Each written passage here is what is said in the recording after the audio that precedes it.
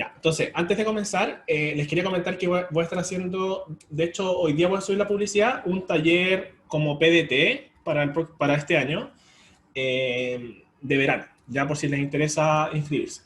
Así que eso va a ser como clases que hice durante el año, pero enfocado a la gente ahora que va a dar la prueba este año y eso. Entonces se los recomiendo mucho si es que quieren prepararse con tiempo, que según yo una de las claves para que les vaya súper. Los contenidos los vamos a ir viendo en conjunto, o sea, puede ser algo de química o biología. Entonces, ahí depende de lo que quiera el grupo, vamos a ir viendo los contenidos. Pero eso después me lo preguntan, ¿ya? Porque ahora vamos a empezar. Entonces, primero me presento. Super, el Cristian está comentando la diferencia entre el paper, ¿ya? Claro, como que el paper es más estructurado que en este caso el boletín. ¿Ya? El boletín es como una noticia en realidad, o sea, no una noticia, es como un comunicado, por así decirlo, pero con ciertos resultados importantes. Pero ahí el Cristian dijo súper bien lo de las diferencias. ¿Ya? Entonces, bueno, yo soy Jorge Olivares, soy bioquímico de la Católica, soy magíster en ciencias biológicas y actualmente estoy estudiando un doctorado también en la Católica, ¿ya? En mención genética molecular y microbiología, ¿ya? Y tengo un Instagram que se llama Clases Jorge Olivares, en donde ofrezco clases particulares, clases gratuitas, que ustedes más o menos conocen.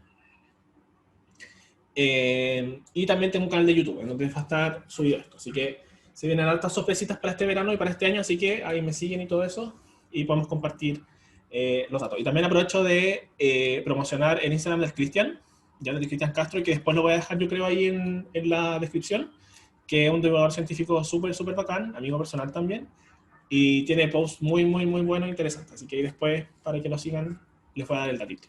Ya, así que vamos a comenzar. Y los artículos de revista son como mucho más formales, muchos resultados, mucho análisis, entonces son más complejos de revisar que esto. ¿Ya? Entonces yo primero les quería ordenar la información respecto a qué son los virus, porque de partida estamos expuestos a distintos tipos de patógenos, bacterias, hongos, virus, y muchas veces no sabemos las diferencias entre ellos. Entonces, alguien me podría responder si quiere hablando o por el chat qué es un virus sin ver la pantalla, así como intenten, de hecho, ¿qué es un virus para ustedes? ¿O cómo podrían definir un virus? Ya, Jaime dice que es una macromolécula. Ya, pero por ejemplo, macromolécula también puede ser un azúcar, una proteína. Ya, necesita un huésped para sobrevivir. Ya, Jaime dijo un parásito intracelular obligado. Ya. La María dice algo vivo, pero no tan vivo. Y esa está buena. Entonces, vamos a revisar. Según este instituto cardíaco, Victor Chang, se define como un virus como una partícula muy pequeña, ¿ya? Que consiste básicamente en material genético, que puede ser en forma de ADN o ARN, ¿ya? Que está cubierto por una cobertura proteica, ¿ya? O por una envoltura, mejor dicho, ¿ya? Bueno, y básicamente es muy pequeño, entonces no podemos verlo con técnicas de microscopía clásicas, ¿ya? Claro, es como un pendrive vivo, ya, pero esa es la otra pregunta, entonces, finalmente, ¿ustedes creen que los virus están vivos o no están vivos? Porque ahí surge la pregunta. Entonces, si se fijan acá, la estructura de un virus se compone, como pueden ver acá, tenemos el material genético, de hecho voy a empezar a anotar cositas, que en este caso tenemos el material genético que está generalmente envuelto por proteínas, también está protegido, ¿ya? Y después tenemos de esto generalmente una capa lipídica, ¿ya? Y después de esto tenemos la cobertura proteica, con distintos tipos de proteínas que ejercen distintas funciones. ¿Ya? Jaime dice que podría ser un sistema no autopoyético, ¿ya? No sé si puedes desarrollar un poco más esa idea. Claro, y de hecho, como bien dice el Cristian, como que lo vivo o no vivo, al finalmente es un gran debate y de hecho hay congresos que discuten estas materias y no hay una definición única, no hay una respuesta única para esta pregunta. Y de hecho, como bien dice el Cristian, esto es más una pregunta filosófica. Entonces, según los conceptos como canónicos de lo que es la vida, básicamente la vida se basa en células, ¿cierto? Entonces, ¿qué es lo que hacen las células? ¿Qué es lo que hace? Anto, después vamos a explicar eso porque ahora estamos como hablando del tema de la célula. ¿Qué hace que una célula esté viva, por ejemplo? ¿Qué procesos ocurren en la célula? Reproducirse, ¿cierto? Tiene metabolismo. Entonces, finalmente, uno intenta como definir a los virus en realidad por lo que no pueden hacer, que en este caso no se pueden autorreplicar y tampoco pueden obtener energía de manera autónoma. En este caso necesitan de algo más, algo vivo, en este caso una célula, para poder reproducirse y básicamente eso, ¿ya? Entonces no tiene la maquinaria metabólica, como bien dice acá la Javi, entonces necesita una célula para eso. Y por eso es que uno tiende a decir que los virus no están vivos, por esa definición. Y aparte de eso tenemos una gran diversidad morfológica de virus. Si se fijan acá, por ejemplo, el virus del VIH tiene esta forma, hepatitis tiene esta forma, el coronavirus, bueno, ustedes ya lo han visto como es en la tele, el ébola son como tiritas, los bacteriófagos son literalmente como unos robots, como unas pinzas que se agarran de las bacterias, y finalmente tenemos distintos tipos de virus también con formas geométricas más avanzadas, más complejas, y eso todo depende de cómo se estructuren las proteínas de la cápside, ¿ya? Así que tenemos una gran diversidad de virus.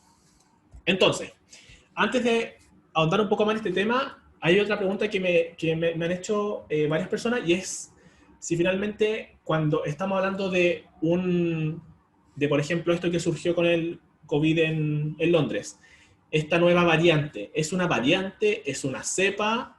¿Es un aislado? ¿Qué es? ¿Qué creen ustedes? ¿Debería ser una cepa, un aislado, una variante? Yo le puse cepa en el título porque era como lo que como más se está conociendo ahora, pero me fui dando cuenta que en realidad no está del todo correcto, ¿ya? No está incorrecto, pero tampoco está del todo correcto. Entonces, quise como discutir esto con ustedes, ¿ya? Yo lo considero más como una variante, pero básicamente es cómo se trata en el boletín, ¿ya? En el boletín ocupan mucho ese concepto de variante, ¿ya? Pero en realidad, oficialmente, según la ICTB, que hablé con mis amigos virólogos del doctorado, ¿ya? Y me dijeron que en realidad los conceptos de cepa, de aislado o de variante no están oficialmente formalizados en el mundo científico, según la ICTB, que es como el organismo que nombra los virus. Y de hecho, por ejemplo, si uno ve acá, la ICTB llega solamente hasta especie, ¿ya? Entonces, en realidad, el concepto oficial es hasta especie. Entonces, en realidad, como que podemos llegar hasta SARS-CoV-2, pero ahí todas esas variantes que se generen, en realidad son más que nada nombres informales. No hay un consenso claro respecto a cómo se define esto, como cepa, aislado, etc. ¿Ya? En las bacterias está un poco más claro, pero en el caso de los virus es bastante más complejo. Y de hecho, cuando acá están nombrando al virus del que genera la enfermedad COVID-19 como SARS-CoV-2, acá también llegan solamente a esta especie. ¿Ya? Llegan a esta especie y de hecho las variantes que se generan, que la vamos a llamar nosotros por temas de simplicidad y de cómo lo tratan en el boletín como variantes, ya vamos a utilizar el concepto de variante, pero ojo que igual no es nada 100% oficial, pero es lo que se está usando más en el mundo ya más científico. Si se fijan acá, estas variantes vendrían haciendo como en el fondo los nombres de las personas, si hacemos la comparación entre los coronavirus y los humanos. Entonces, pero tampoco uno puede hablar como de individuos cuando tenemos los virus. Entonces, en realidad como que no hay un consenso. Eso es lo que le quiero decir. Y eso pasa mucho, sobre todo en el ámbito de los virus, de las bacterias, como que es una especie. En realidad el tema es súper complejo y no hay ningún consenso que te diga, ah, esto es una variante, ah, esto es una cepa. No. Por lo menos los virus no es así. ¿Ya? Claro, pero el tema es que hay pequeñas mutaciones, pero claro, como que uno puede decir, ya, pero ¿qué porcentaje de diferencia en el genoma tiene que tener para ser considerada una cepa o una variante? O una cepa. Ah, claro. Entonces ahí llegan como los problemas, como cuál es el porcentaje el de corte para definir uno como una especie o como una variante de un virus. Y ahí Sí, quedan por lo que yo había escuchado en la tele, más o menos, se daba a entender como que esa era la diferencia, pero no sabía que tenía que ser tan detallado. Sí, es que en realidad es complejo al final porque eh, en virología no está nada como consenso. En bacterias está un poco más definido, bueno, y en organismos más superiores sí. Y eso se debe básicamente a que los virus mutan muy rápido. Entonces, un virus un día se va a llamar de tal forma, pero al día siguiente ya va a tener otra variante, otra cepa, lo que sea, como estamos viendo hoy en día. Tenemos el SARS-CoV-2 y ahora, meses después, tenemos esta nueva variante y después puede surgir otra nueva más, entonces ahí como que el límite entre lo que es una especie, una cepa, se enreda. Entonces, finalmente, claro, no podemos definir, pero a términos, para simplificar las cosas, vamos a decirlo como variante porque así lo tratan en el boletín y es como yo he visto personalmente que más tratan en los papers, ¿ya? Así que eso. ¿Alguien levantó la mano y quería hablar? No caché si alguien quiere decir su opinión respecto a esto. Entonces que yo tenía como la duda de eso de cuando empiezan a hablar de cepa, aislado, variante, entonces son términos no muy ocupados, No muy eso es ocupado, como que mira. me pierdo, cómo los diferencio, en qué caso ocuparlo, como que ahí me enredé. Claro, o sea, como yo te digo, no hay un consenso, entonces no te puedo decir es así, porque no hay ningún libro, ningún paper que te diga que es así. Pero lo que yo recomiendo actualmente es hablar de variante porque así es como se ha tratado en la mayoría de los artículos científicos que yo he revisado. ¿Ya? Pero como te digo, no hay nada oficial. Y de hecho, por ejemplo, en el grupo de WhatsApp de los chiquillos del doctorado, yo les pregunté esto en la mañana porque tenía igual como la duda, estoy buscando el grupo, y un compañero dijo así como, lo estoy buscando. ¿Alguien más quiere opinar por mientras? ¿Alguien más levantó la mano para que hable? Claro, entonces el Cristian acá tiene mucha razón en que la prensa siempre pone cepa. Como que la palabra cepa se está usando demasiado y en realidad no es como lo más correcto. Como que cepa es como más de bacteria. Y casi siempre la usan en las noticias. Sí, entonces eso. Jorge, Sí, dime, un, Cristian, dale nomás. un puntito es que yo creo que le escuché a Gabriel León, un ¿Ya? divulgador chileno también, que sepa sería una nueva si es que los efectos, como la enfermedad, fueran distintos a los actuales de la COVID-19, Ya, hay como otra los definición. síntomas, pero claro, lo correcto sería hablar de variante. Claro, entonces al final como el Cristian dice ahora, hay distintos criterios, onda el efecto que provocan en el cuerpo. Hay otros criterios que utilizan el porcentaje de similitud en las secuencias. Incluso pueden haber criterios que se refieren a la forma, como pasa, por ejemplo, antes pasaban las plantas en botánica, que todo se dividía como por la forma de las cosas. Entonces, al final, no hay consenso. Claro, entonces acá, por ejemplo, el Camilo, que es un compañero de doctorado, me dijo que dependía del porcentaje de genomas. Y después las chiquillas de otro lab saltaron y dijeron, no, pero... Y ahí quedó la embarrada en el grupo. Así que en realidad no... Sí, Una como que... pregunta. Ah, y aislado es otro concepto también que se ha acuñado dentro de los papers que he visto. Igual si quieren más información, yo al final les dejé, bueno, hasta esta referencia que pueden ver, ¿ya? Si quieren más detalles respecto a esto, como para continuar con el tema. Y eso. Así que después si quieren ver más detalles pueden ir a esto, pero en conclusión, no hay un consenso claro, pero a términos de lo que la mayoría de la gente está usando en el mundo científico, lo más correcto es decir que es una variante. ¿Ya? Como bien dijo también Cristian, que Gabriel León dijo que también era una variante, así que yo creo que ya hay más o menos un consenso, pero no oficial, por así decirlo. ¿Ya? Entonces, finalmente, acá la pregunta era si los virus estaban vivos o no estaban vivos, y acá vemos cómo, en este caso, este virus está utilizando la maquinaria de la célula para poder reproducirse, para poder replicarse en realidad, para replicarse, ¿ya? Y para cumplir su ciclo infectivo. Entonces, en este caso, ¿qué cosa ocupa específicamente el virus? Si alguien me puede decir que ve acá, ¿qué le llama la atención de esta figura? ¿Qué está usando de la célula el virus? Su núcleo y sus ribosomas para crear proteínas. O sea, está usando la maquinaria proteica, en este caso la maquinaria de replicación, de transcripción, para generar RNA mensajero, también está utilizando los ribosomas para sintetizar las proteínas, etc. ¿Ya? Entonces, finalmente ocupa toda la maquinaria, en este caso los ribosomas, ¿ya? Y la maquinaria de replicación y de transcripción de la célula para poder, en el fondo, replicarse, ¿ya? Y finalmente se generan nuevas partículas virales que estas pueden salir y después seguir infectando otras células. ¿Ya? Pero acá hay ciertos como casos especiales en los virus en donde se complica todo. Porque yo les dije recién que los virus infectan células, ¿cierto?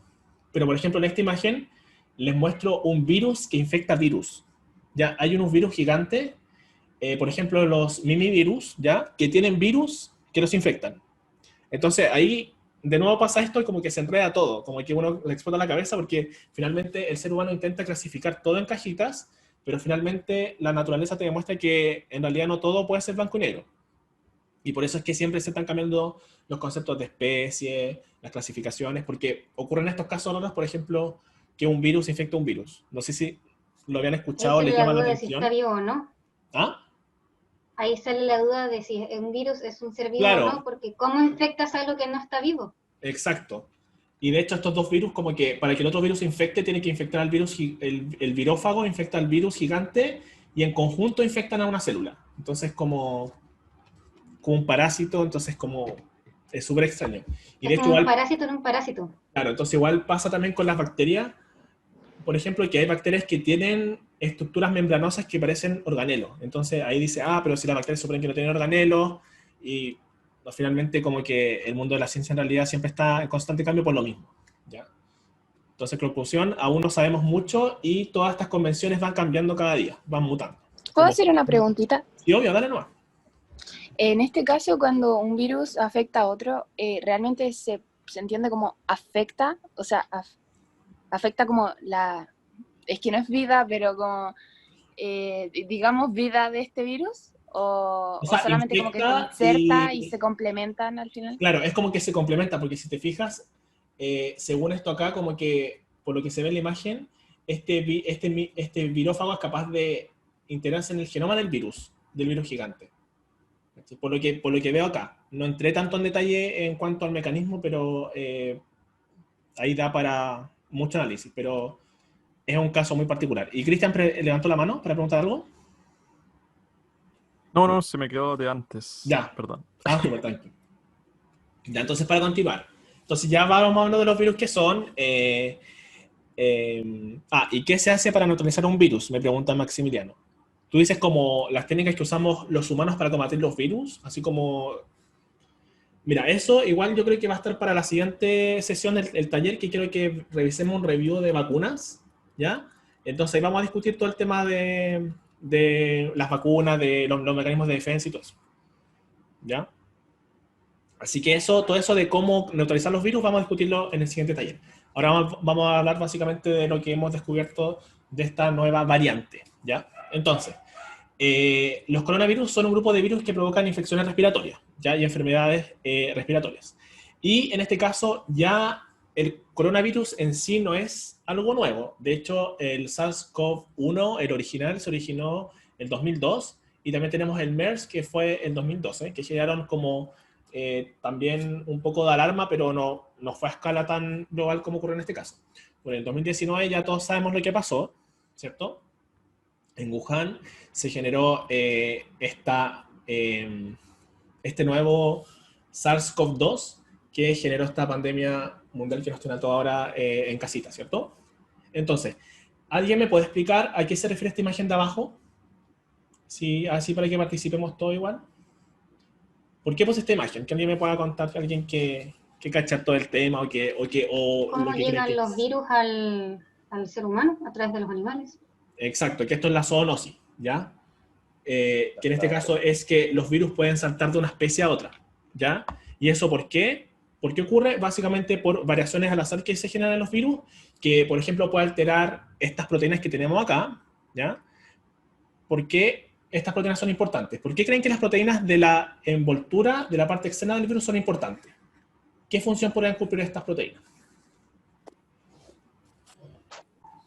Unirse a los receptores del huésped y así infectarlo. Exacto, es para el reconocimiento. Entonces, dependiendo de las proteínas que uno tenga en la superficie, el virus va a reconocer un tipo celular u otro, ¿ya? Y va a reconocer células de una especie o de otra. Por ejemplo, hay virus específicos que infectan ratones, que infectan humanos, pero hay virus que estas proteínas son lo suficientemente flexibles como para infectar más de un huésped. Entonces, no sé, supongamos que este virus puede afectar, por ejemplo, a chanchos y aves, ¿ya? Y justo por temas del azar se generan mutaciones durante este ciclo infectivo que se va generando las células por errores de la maquinaria que genera el genoma del virus, ¿ya? Al azar.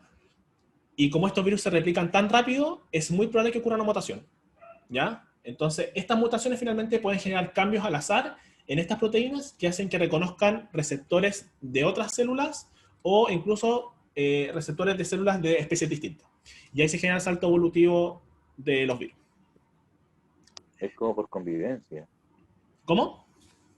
Es como por convivencia con la especie. Exacto, es como que en el fondo, si justo esta proteína mutó y por azar va a ser más afín a otra especie y justo alguien se come ese animal, ese virus va a infectar a esa persona y se va a poder, en el fondo, como va a infectar a la persona y se va a empezar a dispersar por su medio de contagio, por así decirlo.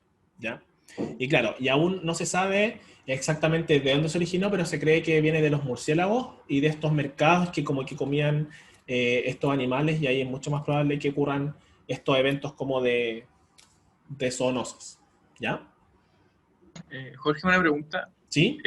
No sé si sabes como el tema actualizado, porque, bueno, que se debatió mucho durante el año pasado sobre el origen del virus, y en marzo creo que había salido un paper sobre que habían abierto todo el tema científico de que el virus es imposible que se haya creado en laboratorio.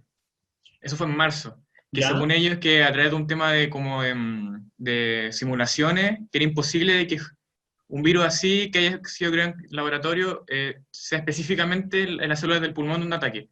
Y por eso llegan como en conclusión de que es imposible que haya salido en laboratorio y lo más probable es que sea por origen Sí, zoonótico. sí, o sea, sé que... Pero eso fue en marzo. No sé si, porque a través del año la cuestión se seguía discutiendo sobre políticamente. Estados Unidos pasó un tema muy echando la culpa a China.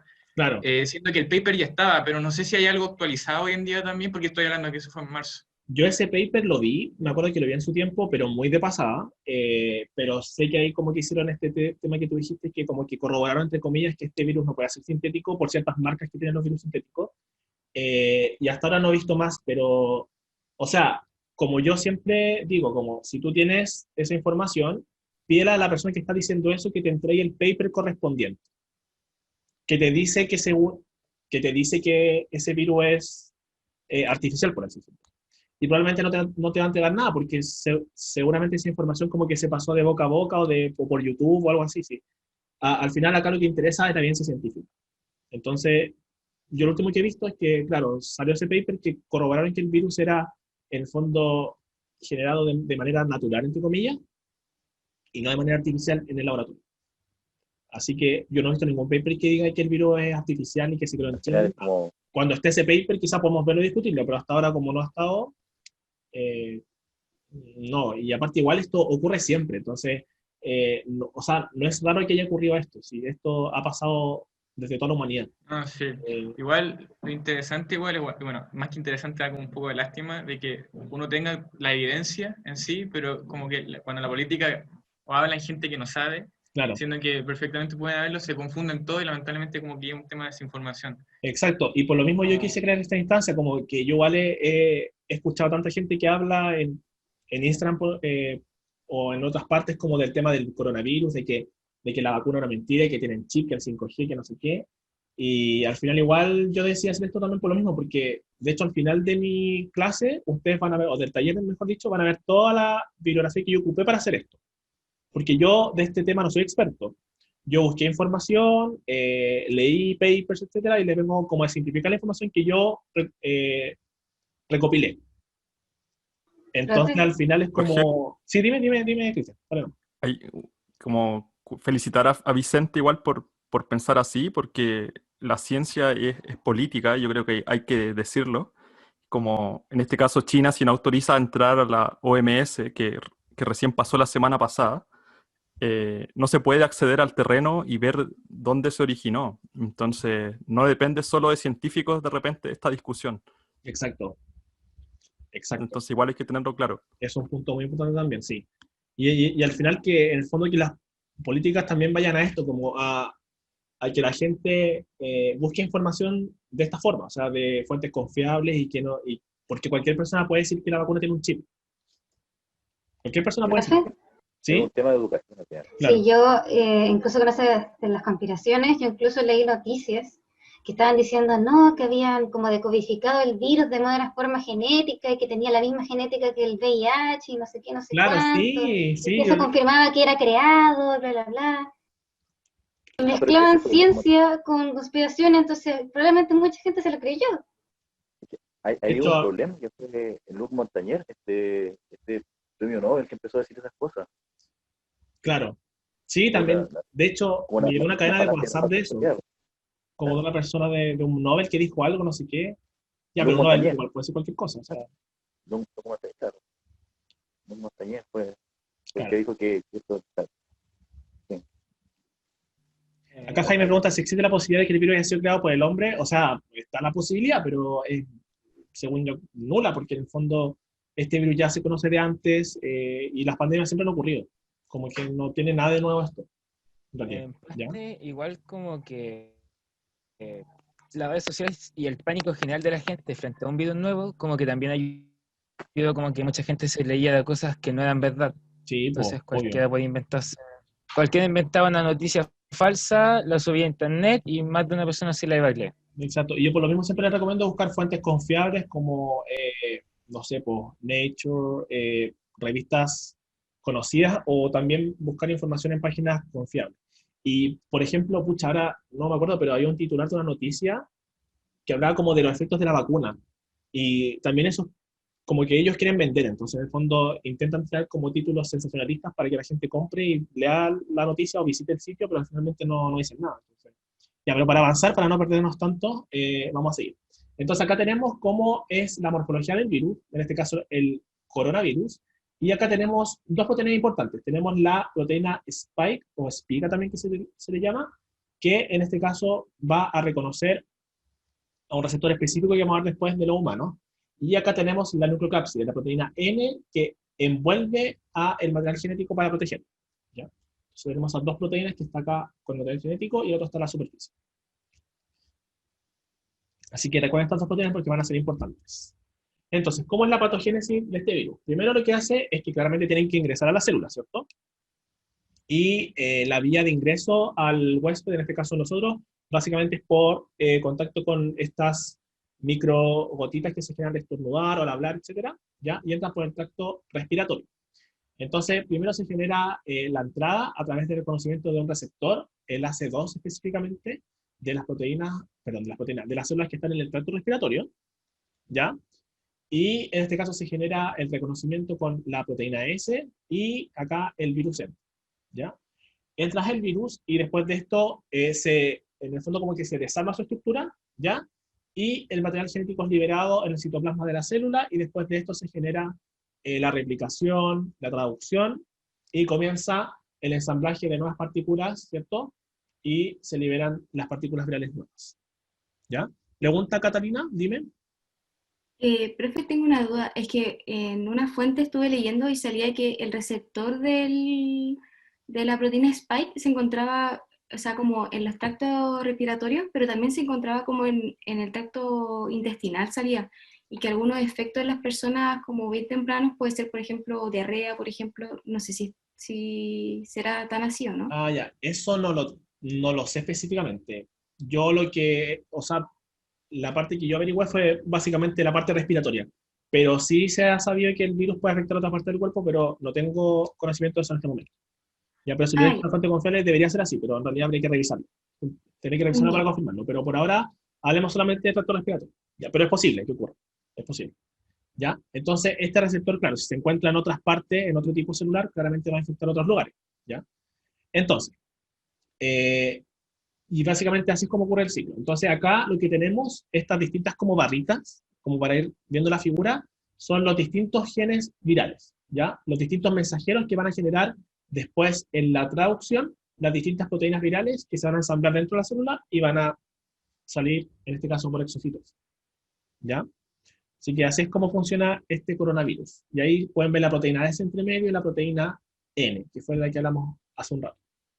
Entonces, ¿qué es lo que hace esto? Tenemos distintas etapas de la infección, en este caso la enfermedad COVID-19, ya que COVID-19 viene siendo como, en este caso, el cuadro que se genera, y el SARS-CoV-2 vendría siendo el virus, ¿cierto? Entonces, en este primer caso vemos un poco más en detalle cómo ocurre el reconocimiento con el receptor AC2, que básicamente es lo mismo que hablamos hace un rato, ¿ya? Y acá en este caso va a infectar a las células de tracto respiratorio, ¿ya? por este contacto con estas gotitas. ¿Ya? Pero después tenemos distintos tipos de etapas, ¿ya?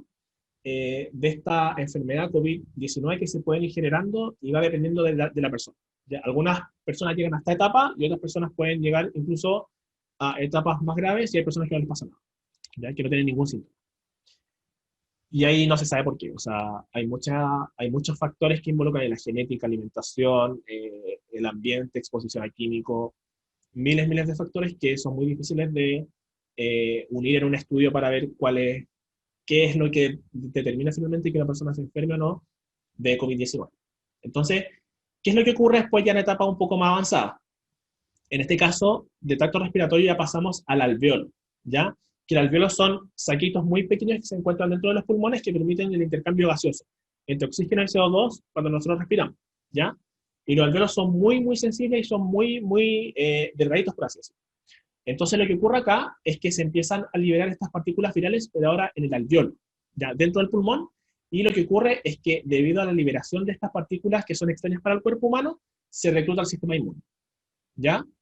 Y acá está tanto el sistema inmune adaptativo como el sistema inmune... ay, se me fue el nombre. El sistema inmune adaptativo y el sistema inmune... oh, se me fue el nombre. Los dos tipos de Innatos, ¿no? sistema inmune. Innato, eso, innato y adaptativo, se me fue el nombre, sorry. ¿Ya? Está el innato y el adaptativo. Entonces, esto finalmente genera una inflamación, liberación de citoquinas, y finalmente se genera una inflamación en el pulmón, ya en los alveolos. ¿Y eso qué genera? Dificultad respiratoria, porque si tengo el pulmón, básicamente la patogénesis es cómo ocurre esta enfermedad, cómo se desarrolla la enfermedad de COVID-19, ¿ya? Eso, estamos explicando cómo la gente se enferma y por qué la gente se enferma y por qué la gente no puede respirar bien cuando se infecta de este virus. ¿Sí, Javiera? ¿Pregunta? Que ahí me perdí un poco. Es como cómo llegan esas partículas rosadas que estoy viendo en la imagen Las al partículas pulmón. rosaditas son Como los que, virus. Lo que pasa es que el virus, una vez que ingresa por el tracto respiratorio, ¿ya? Porque en la etapa inicial es, por ejemplo, el tracto respiratorio, ¿ya? Y ahora es cuando llega el virus al alveolo, que es como la parte más interna del sistema respiratorio que vendría siendo dentro de los pulmones, ¿ya? Donde se realiza el intercambio entre los gases, entre el CO2 y el oxígeno, ¿ya?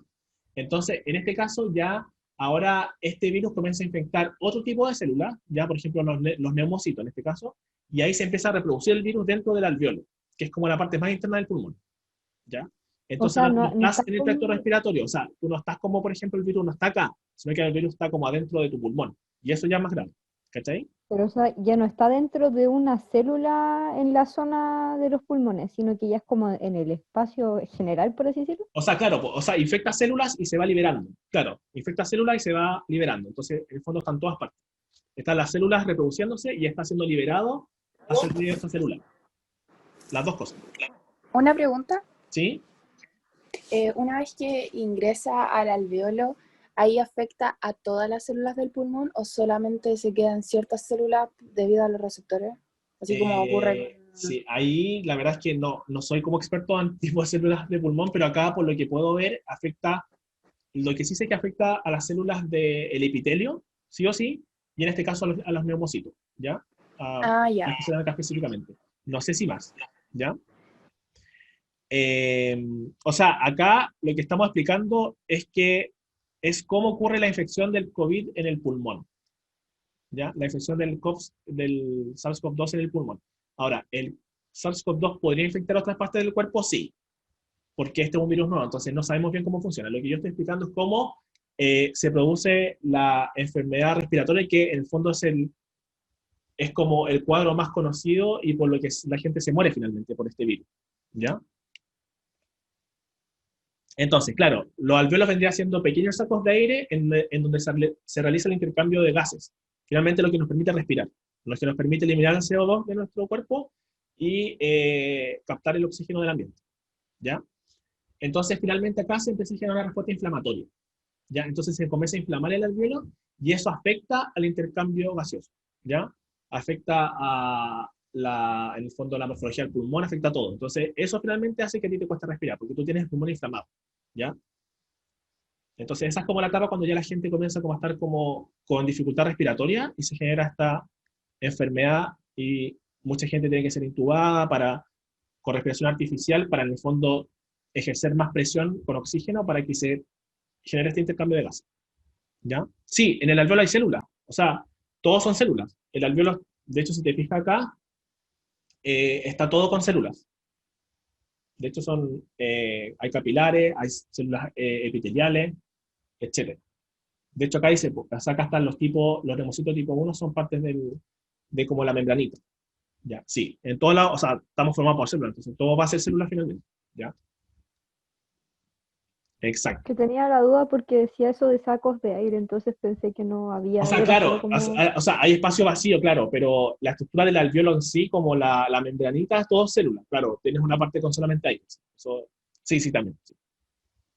Como que el alveolo es como un globo, pensé que es como un globo. Y la parte como del plástico vendría siendo todo celular. Ya, ¿y qué pasa en casos más graves? Ya acá cuando hay una respuesta exacerbada del sistema inmune, ya ocurre esta etapa que es más tardía y que es una respuesta inflamatoria pero exacerbada. Acá se generan edemas, o sea, ya era, aparte de estar inflamado el alveolo, acá se llena de líquido. ¿Ya? El edema básicamente es cuando se llena de líquido y se comienza a llenar de células. También se rompen los vasos sanguíneos, ¿ya? E incluso también se ha asociado con la generación de trombos, ¿ya? Hay ciertos como problemas en la coagulación de la sangre que se pueden generar también en el pulmón, ¿ya? Entonces, finalmente, ya en esta etapa más tardía y más grave, ya la aguda, aquí la persona ya está en serio riesgo vital porque de verdad que no puede respirar. ¿Ya? Entonces se genera este problema. Y así es como la gente muere por este virus, principalmente por déficit por falta de respiración, falta de oxígeno. ¿Ya? Y la gente tiene que ser internada y con respiración artificial, etc. ¿Ya? Entonces, respecto al boletín, eso fue la introducción, fue un poquito larga, pero era para que tuvieran el contexto más o menos de el COVID, ¿ya? El SARS-CoV-2, el COVID, etc. Y ahora vamos a hablar un poquito del boletín, ¿ya? Entonces, lo primero del boletín 1 es que habla básicamente de la detección del coronavirus, ¿cierto? La detección de las partículas virales, y esto se hace a través de la detección del material genético, ¿cierto? Que en este caso el RNA, ¿ya? Y esto se ocupa, una técnica que es muy ocupada en genética molecular y que se llama PCR, ¿ya? No sé si alguien me puede contar un poquito en qué se basa el PCR, así como en palabras muy simples. Aplicación y búsqueda. Ya, sí, pero ¿en qué consiste? O sea, se aplica varias veces la muestra de un paciente ¿Ya? y se ven cuántas veces aparece, pongamos ya, parte del genoma del coronavirus dentro de la muestra del paciente. Ya, súper bien, excelente. Entonces, detecto yo la presencia del virus, y específicamente del material genético. ¿Y cómo hago esto? Bueno, nosotros tenemos una maquinaria, todos los seres vivos, que es de replicación, ¿ya? Que es en este caso, esta enzima que podemos ver acá, que es la polimerasa, ¿ya? Y la polimerasa lo que hace es que con una hebra molde de ADN, ¿ya? En este caso va a ser ADN, paso de ADN a ADN, ¿ya? Y no sé si ustedes están familiarizados con el DNA, pero el ADN o DNA tiene una secuencia. Entonces, por ejemplo, tiene la secuencia A, T, C, G, ¿ya? Supongamos que tengo esa secuencia. Entonces, lo que hace la polimerasa es que va añadiendo las letras complementarias para generar una hebra nueva. ¿Ya?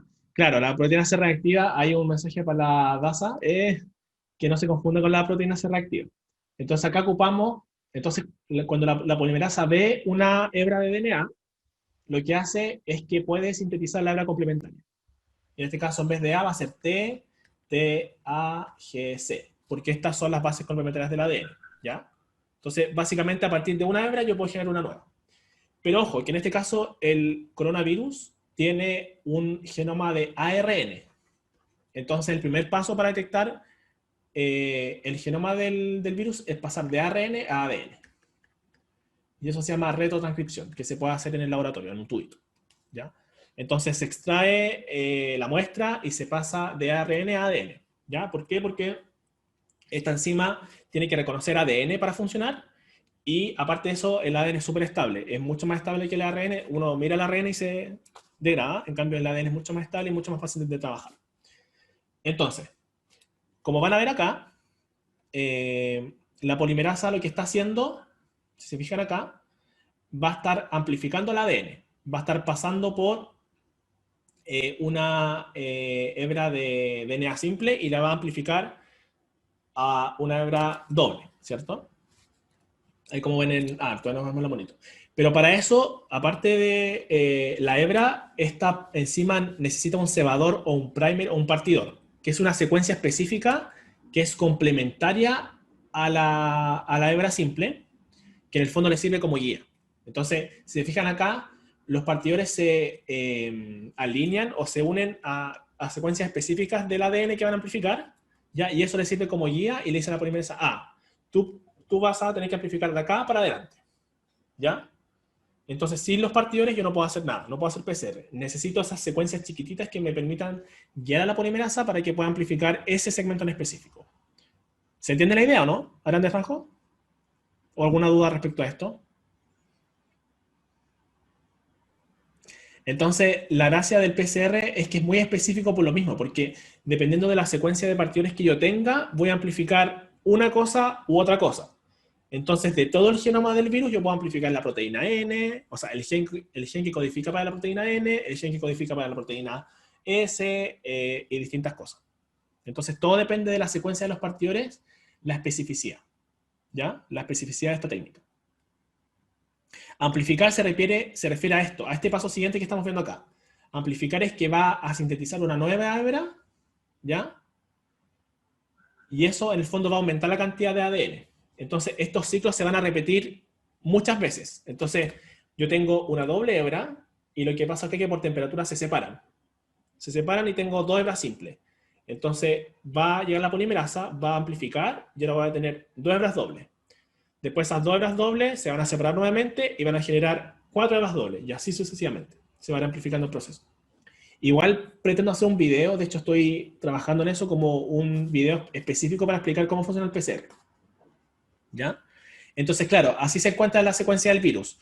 Uno escoge unos partidores específicos que van a amplificar cierta región del genoma del virus, y a través de muchos ciclos de PCR lo que va a pasar es que se va a ir amplificando este material y se va a poder ser detectado.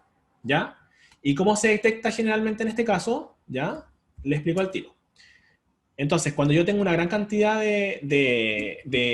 una gran cantidad de copias de este ADN que se generó a partir del genoma del virus, lo que pasa acá es que yo tengo distintos tipos como de sondas o de tintes que me permiten teñir el ADN, ¿ya? Entonces, por ejemplo, cuando yo tengo una gran cantidad de ADN, este tinte se va a unir, o esta sonda se va a unir en una mayor proporción al ADN, y voy a captar esa señal.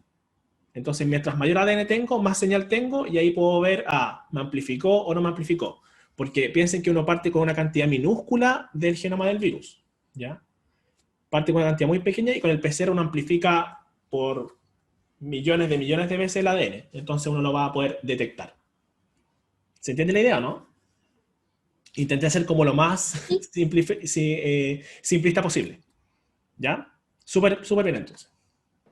Profe, entonces como que se replica harto para detectar ciertas secuencias como que se repiten, y ahí uno Exacto. diría si tiene virus o no. Exacto.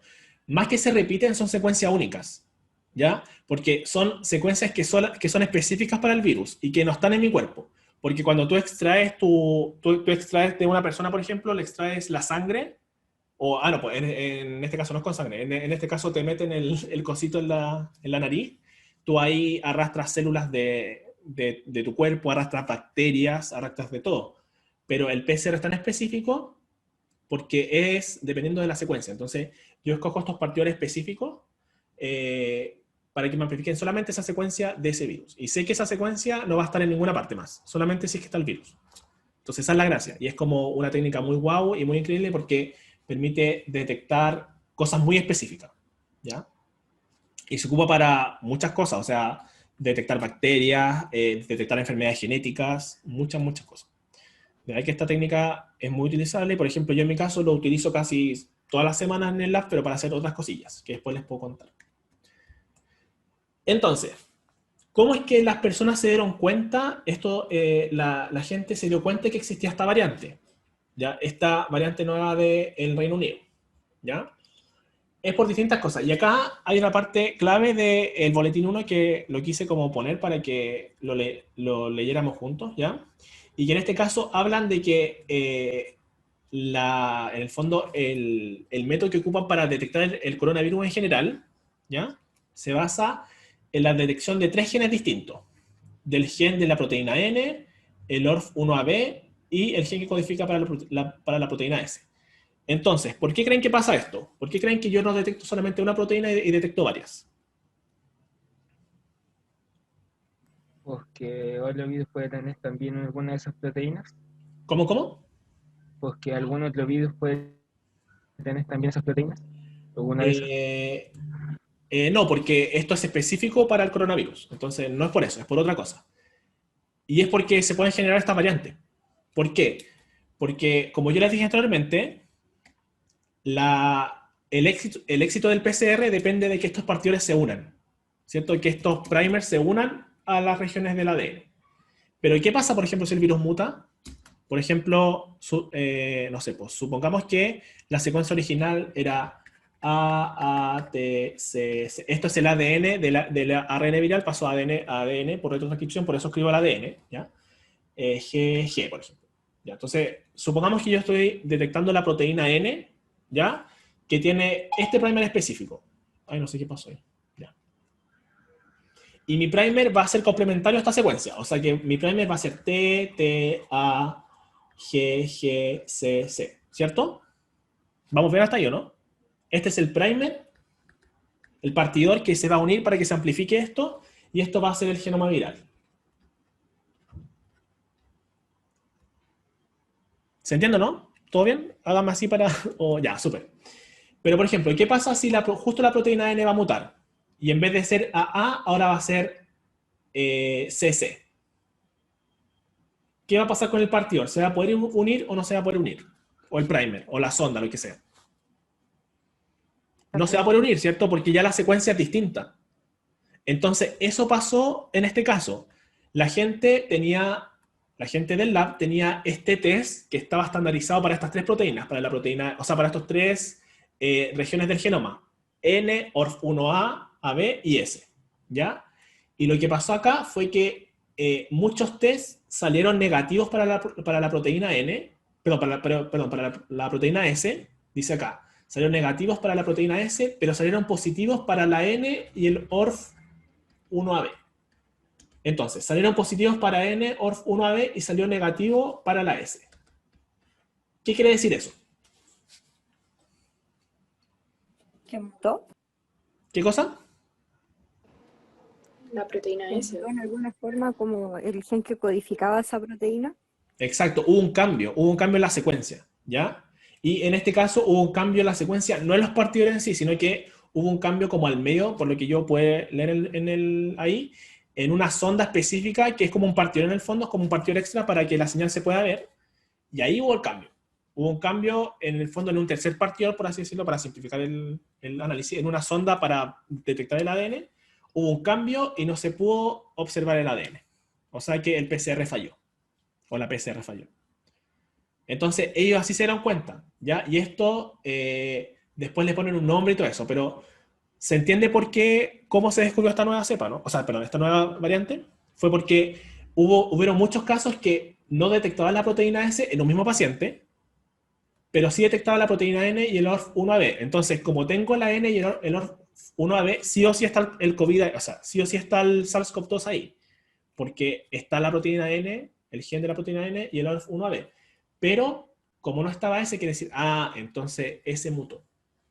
Y por eso es que uno siempre utiliza más de un target, más de un blanco, porque puede ser que alguno mute, pero tengo estos 2 otros que me dicen que sí está, pero que está mutado.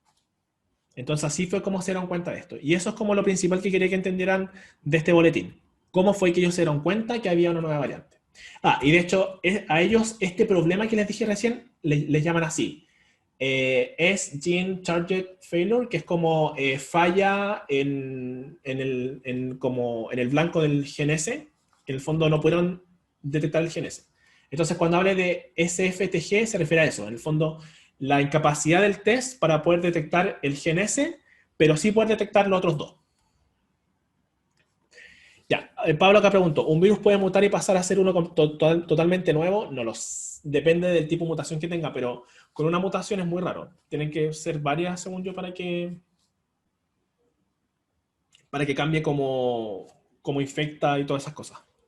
Claro, tiene que ser como varias mutaciones. Con una no. Sí, voy a subir todo a YouTube, así que tranqui, ¿ya? Bárbara, no hay problema, ¿ya?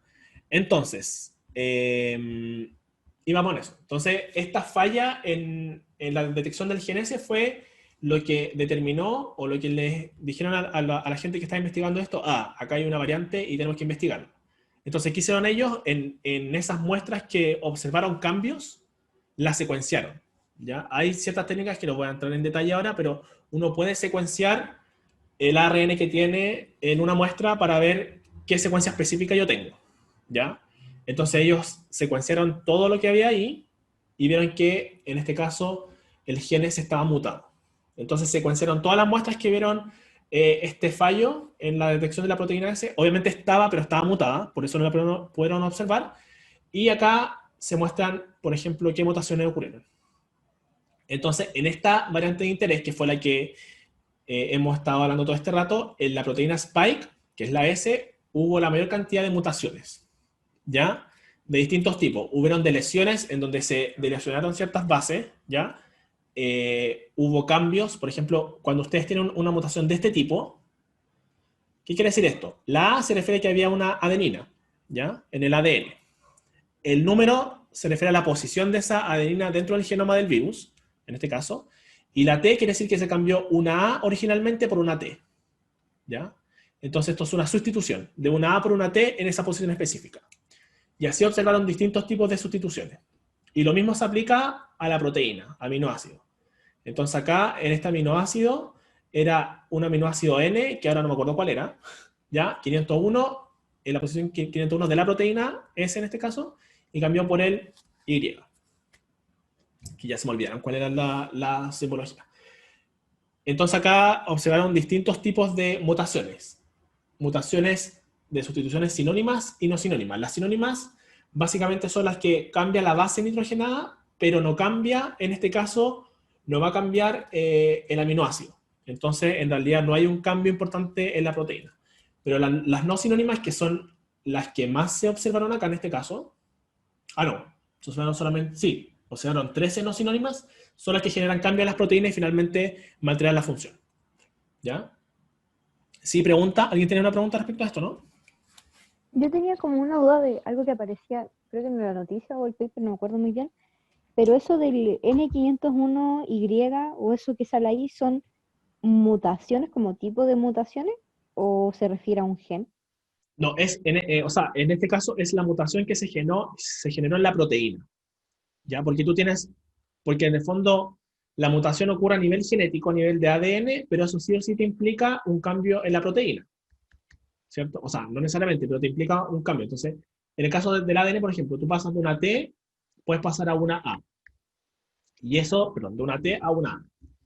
Y eso te puede implicar que tu aminoácido cambie de uno a otro. Por ejemplo, en este caso, de hecho estamos viendo como un caso, UUA codifica para leucina.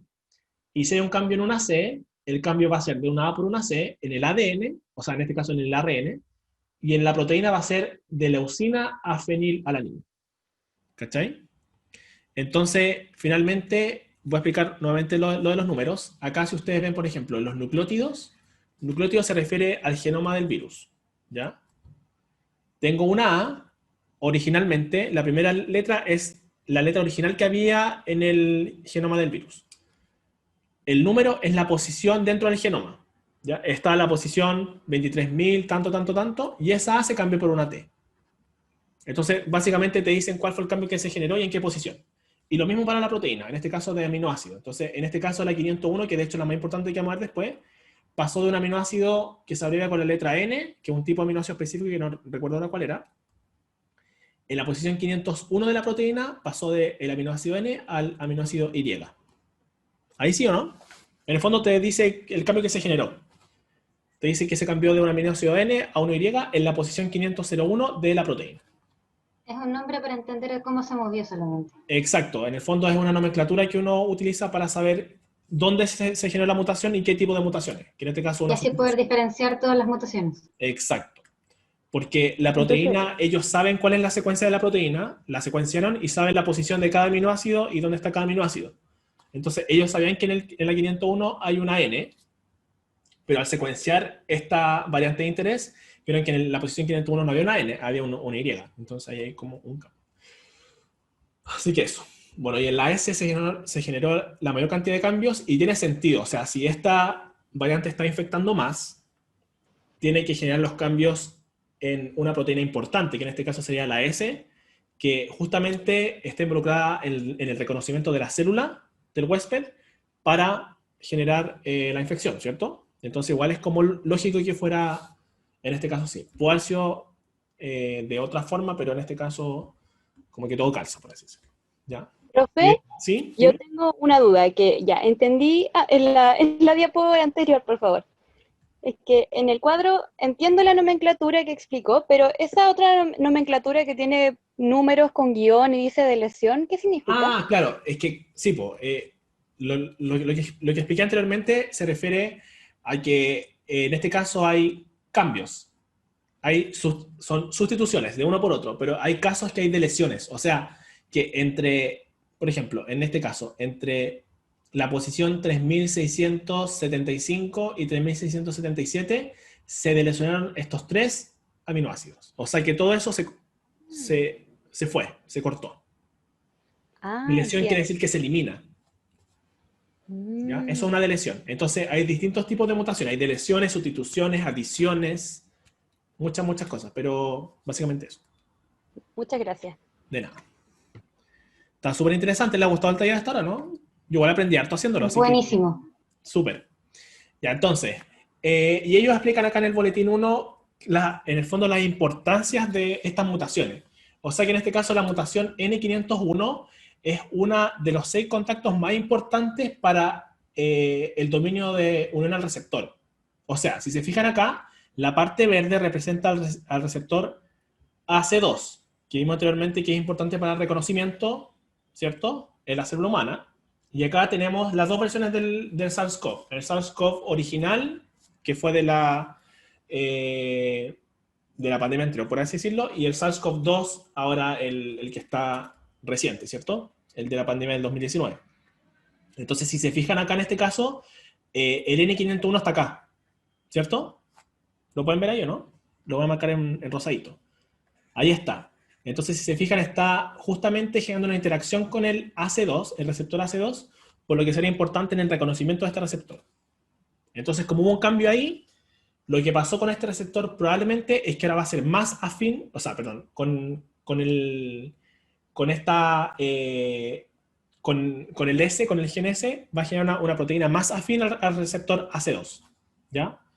Y eso haría que en el fondo fuera más afín a este receptor y que generara la enfermedad, o sea, que en el fondo fuera más, que infectara más fácil a las células, por así decirlo, ¿ya?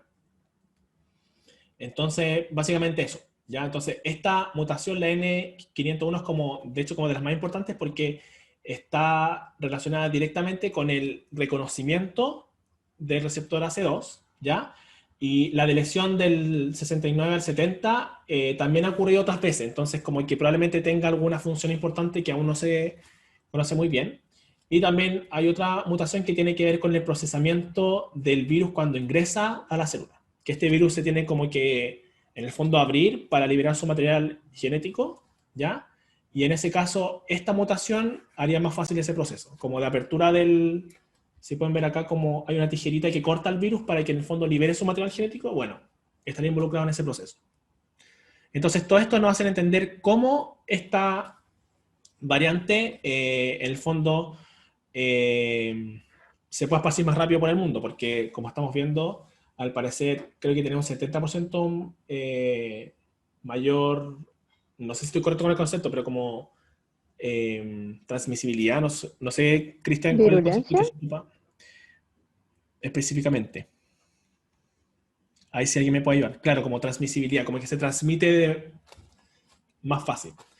Entonces, claro, acá en este caso mutó la proteína S, pero mutó en varias partes. O sea, fueron varias mutaciones que se fueron juntando y que hicieron que esta proteína se pueda transmitir más rápido de un huésped a otro, o más eficaz, por así decirlo. Exacto, más contagiosa. Esa sería una de las causantes de por qué esta variante sería más contagiosa, que se podría unir eventualmente con mayor facilidad al receptor y que aparte de eso, en ciertas células se puede procesar esto con mayor facilidad, se libera el virus más fácil, etc. ¿Ya? Entonces, eso es lo que se habla acá y esta es la parte más importante del boletín 1. ¿Ya? Y finalmente, si se fijan acá, en el boletín 1 aparece este gráfico. No sé si alguien entendió este gráfico, si me lo podría como explicar. De hecho, estamos súper en cola ahora porque nos queda poquito porque el boletín todo es más fácil.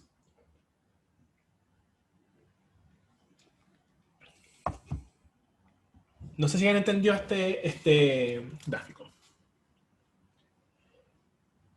O si Como las mutaciones que sufrió la proteína S, como la proporción de la mutación. Claro, o sea, sí, pero no tan directamente. Lo que pasa es que Yo lo acá entendí como otro. lo principal es, en este caso, Con la cantidad de casos donde se encontró esa variante. Y que o dicen sea, pica más ahí que en eso, al diciembre. principio, si se fijan, la línea negra está muy abajo. Y la línea negra dice que es el S dropout. No sé si alguien sabe a lo que se refiere dropout. ¿Qué se imaginan que es como dropout? Los que cachan un poquito más de inglés. Como dropout es como descenso, como que algo se cayó, ¿cierto? Entonces, en este caso, Drop es soltar, out es afuera, así que... claro, ese dropout, como bien dice acá Nicolás, es cuando los test dejaron de reconocer la proteína S. O sea, acá representa la frecuencia o la proporción en donde ellos encontraron un resultado como el que vimos inicialmente, en donde no puedo detectar la proteína S, pero sí detecto las otras dos. Entonces, si se fijan acá, desde como noviembre, esto se dispara. O sea que desde noviembre ellos empezaron a ver muchos casos en donde la proteína S no se detectaba y por lo tanto algo estaba pasando. Y eso, si se fijan bien, hay una tendencia, en el fondo muy similar, de la presencia de esta nueva variante. Entonces la conclusión que podríamos sacar de este gráfico es que la presencia de esta variante provocó en el fondo el S dropout, que sería como la mayor frecuencia de estos casos en donde tengo la detección de los dos ORF, pero no tengo la detección del S. ¿Se entendió la idea o no? Como a grandes rasgos. Como que en el fondo esta variante generó este evento de el fondo, estos falsos negativos finalmente, porque tú no detectas ese gen, pero sí tengo el virus. Así que básicamente eso. ¿Ya? Y si se fijan, hay otras variantes que tienen la de lesión 6970, que es también importante, o sea, que se ha visto en otras variantes, porque esta no es la única variante, pero si se fijan, estas variantes se han mantenido en un nivel súper bajo. O sea que estas otras variantes que se han generado, en el fondo no han sido seleccionadas y no han sido como esparcidas por el mundo, por así decirlo, sino que específicamente la B1.1.7 es la que lidera en el fondo esto, el tema de... Sí, dime, Cristian. Oye, en tu experiencia, acá quizás convendría haber adjuntado una correlación lineal entre la sí. rojita y la negra, ¿o no? Claro, como para ver si realmente, claro, como si están correlacionadas, porque ahí hay como el tema de causa y efecto, todas esas cosas, pero sí, como que para un análisis más profundo uno podría hacer el tema de la correlación y ver si están correlacionadas. Sí, pero ahí, sí, pues es que ese concepto como que siempre complica un poco porque hay que tratarlo con mucho cuidado para no cometer estos errores de que hable de causa-efecto, etc. Pero sí, para hacer un análisis como más profundo se podría hacer eso. Pero igual se ve la tendencia, o sea, es claramente por efecto de esa variante que se generó esta caída en la dirección de la proteína S. ¿Ya? Dale, Seba, nomás, anda. Sí, ahora estamos viendo la última parte que es más cortita, así que tranqui. Pero después nos pueden ver por YouTube. ¿Alguien tiene una pregunta, no? ¿O estamos bien? Yo tenía como la duda de la línea azul, como que representaba que ahí La me línea perdí en azul traducción. representa otras variantes que se han generado, que tienen la deleción, tienen la misma deleción, porque si te fijas acá, la variante de interés, que es esta, la 1.1.7, tiene esta deleción, ¿cierto? En la proteína S. Pero acá te dicen que la deleción también ha estado presente en otras, o sea, la deleción en la proteína S, esta específicamente la 6970, también ha estado presente en otras variantes. Pero esas variantes no se han transmitido tan rápido en la población, ¿ya? Porque no están como que acompañadas de las otras necesitan, mutaciones, ¿cachai? como que les falta para Claro, como llegar que a les eso, por así faltan las decirlo. otras mutaciones para ser más contagiosas, por así decirlo, ¿ya? Ujú. Así que eso. Claro, entonces el azul como que te dice que, claro, se han generado más variantes, pero que esas variantes no han sido seleccionadas, no han sido más contagiosas y que básicamente la B1.1.7 es la que está liderando en cuanto a la detección en estos casos en donde no puede detectar la proteína S. ¿Ya? Y que el S dropout, o sea, si se fijan, la proporción ha sido súper grande, o sea, por lo menos en las regiones donde se está detectando esto. Ah, y eso, ojo con esto.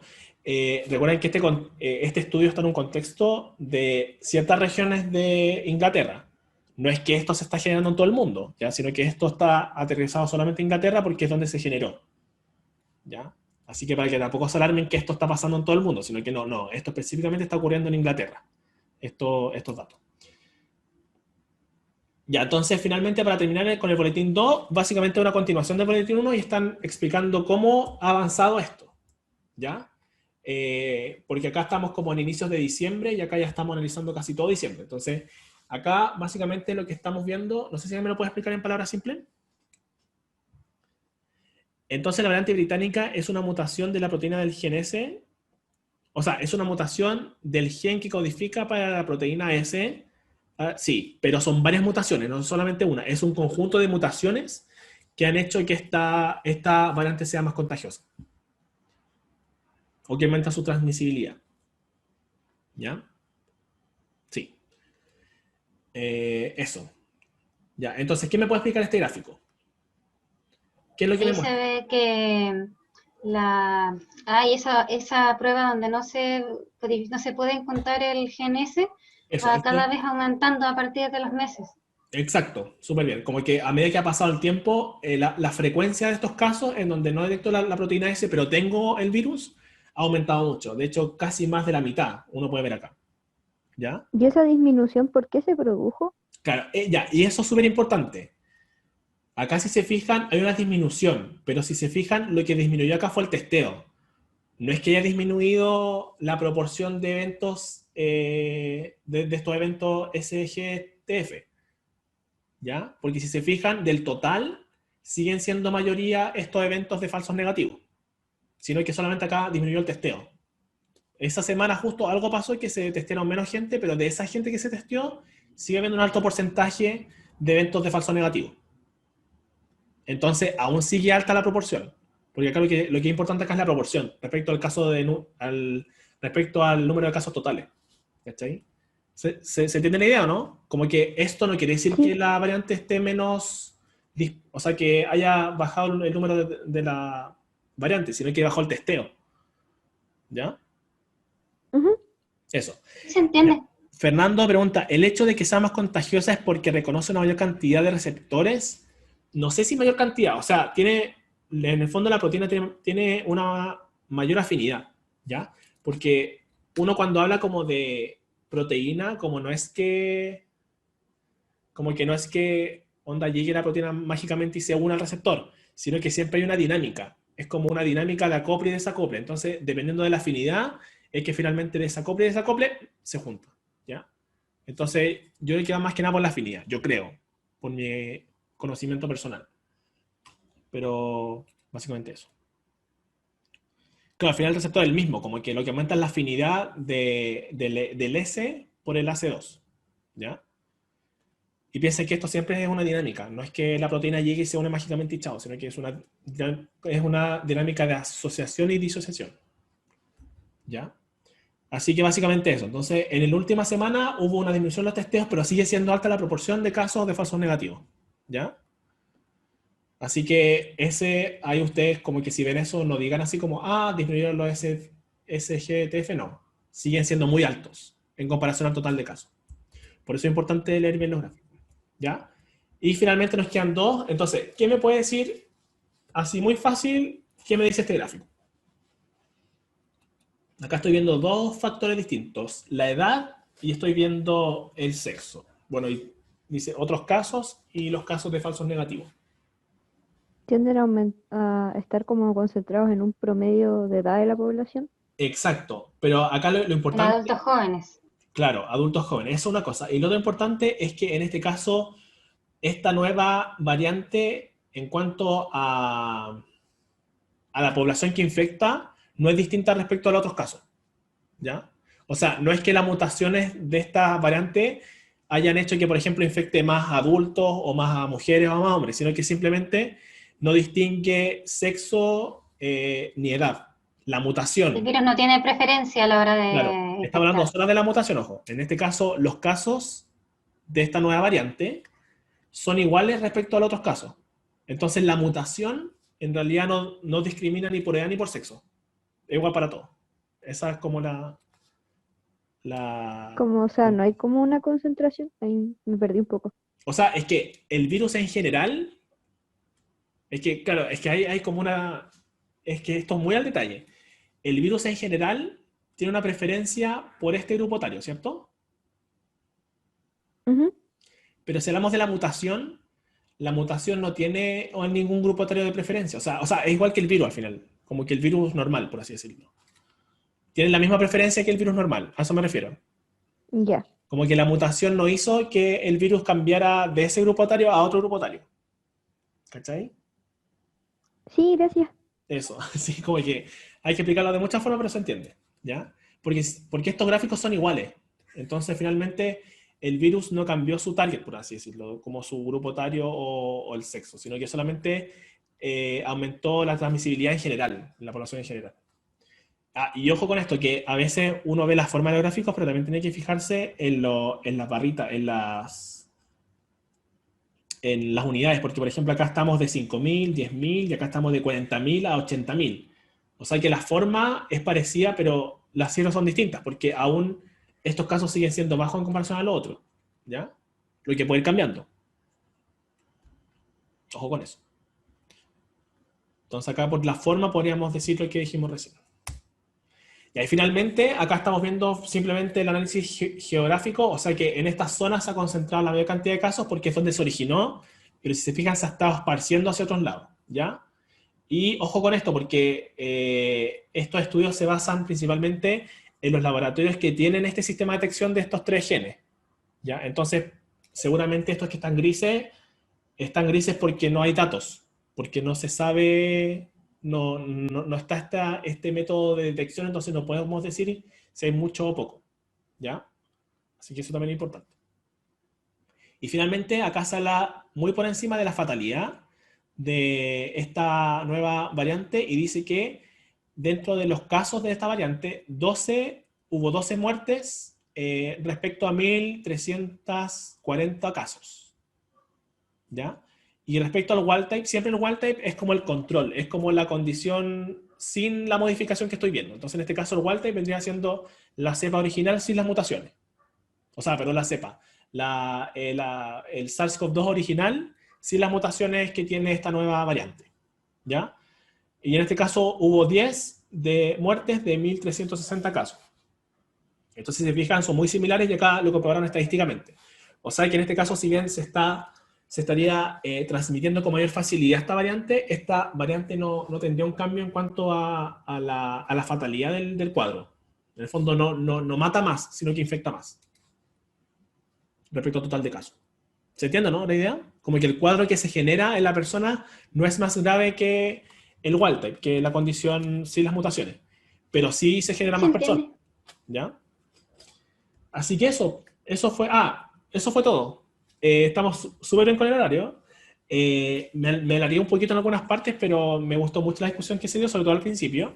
Y acá tienen la bibliografía. ¿Ya? Acá yo me basé en todas estas publicaciones científicas, las leí, bueno, no leí todo de todo, pero leí bastante respecto al tema. me sirvió mucho a mí para informarme, porque yo igual, como científico, igual sabía algunas cosas, pero con esto como que ya estoy experto en COVID. Tiembla Susan Bueno. Así que eso.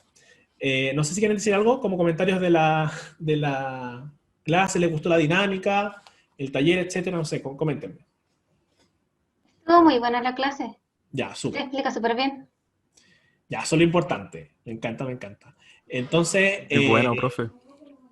Recomendable para la próxima. ¿Se puede unir más gente? sí, pues sí. De hecho, miren, ahora tenemos como 50 personas en el promedio y yo tengo cupo hasta para 300 personas en Zoom. Así que toda la gente que quiera se puede unir. Así que, nada, pues si pueden sacarle un pantallazo ahora así como una foto, como a las fuentes, así como, onda, el profe se basó en esto y no sé si podrían como recomendarlo para la siguiente taller que va a ser el mismo grupo. Vamos a estar en el mismo grupo de Classroom, va a ser estable, voy subiendo el nuevo material. Así que yo cacho que el día miércoles les voy a subir el nuevo paper. Ahora respecto a las vacunas. ¿Ya? Así que súper. Ya, Cristian, no me hagáis profe. Me da risa.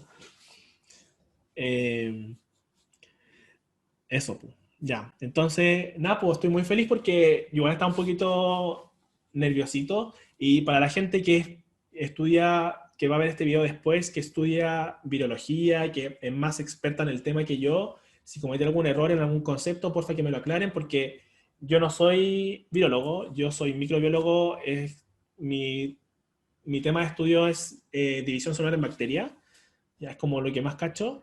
Igual he tenido clases de virus y todo eso, pero si es que cometo algún error, sobre todo estos conceptos como de fatalidad, mortalidad, no sé, transmisibilidad, etcétera, quizá ahí cometo algún error técnico para que lo vayan aclarando en el chat y la gente vaya aprendiendo también estos conceptos. Ya le deje que a todos vayamos aprendiendo y eso, pues. Así que cualquier comentario es bienvenido.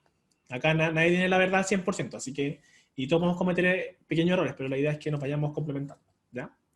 Así que eso, ¿ya? Sí, pues voy a subir la presentación y les voy a subir todo. Ya, voy a... mira, la Sara acá me dice que ven hacer un video, sí. Miren, me mandan todas esas recomendaciones por chat de Instagram. Y recuerden que tengo el taller de verano, ¿ya? O sea, las clases de verano de grupo de estudio para la gente que quiera preparar la PDT. Así que eso. Nos estamos viendo. Muchas gracias y nos vemos. Chau. Que estén bien. Chao, profe, que le vaya bien. Chao, gracias. Chao, gracias, profe. Voy a terminar acá. Bye. Ay, no puedo todavía. Me cuesta siempre esto. No puedo. Ahora sí.